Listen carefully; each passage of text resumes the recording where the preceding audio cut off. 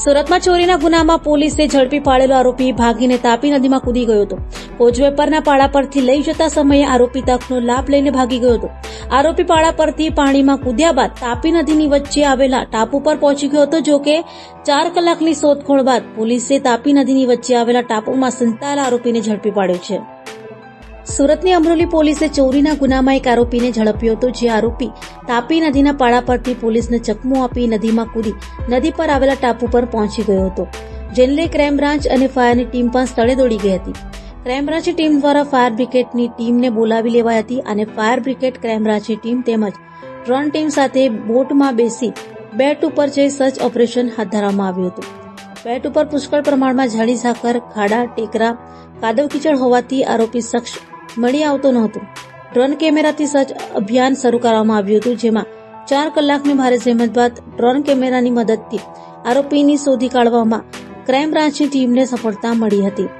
પકડાયેલ આરોપી મુકેશ ઉર્ફે લાલુ ઉર્ફે ગોવિંદ ધીરુભાઈ સરવૈયાના ક્રાઇમ બ્રાન્ચ દ્વારા વધુ પૂછપરછ હાથ ધરાઈ છે.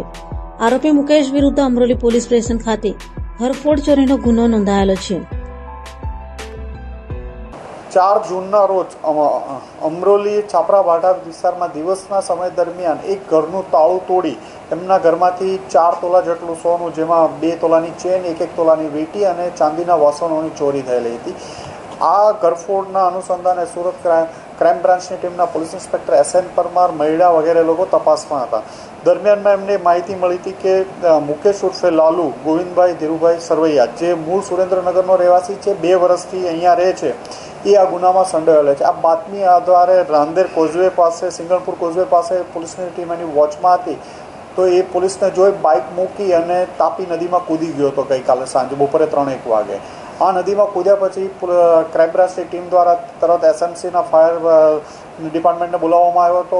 એમ્બ્યુલન્સ અને ડ્રોન વગેરેની તરત મદદ લેવામાં આવી હતી અને પોલીસની વિવિધ ટીમો દ્વારા એ સ્વિમિંગ કરી અને તરીને એક બેટમાં જતો રહ્યો હતો, જ્યાં ખૂબ જાડી ઝાખરા, કીચડ વગેરે હતું.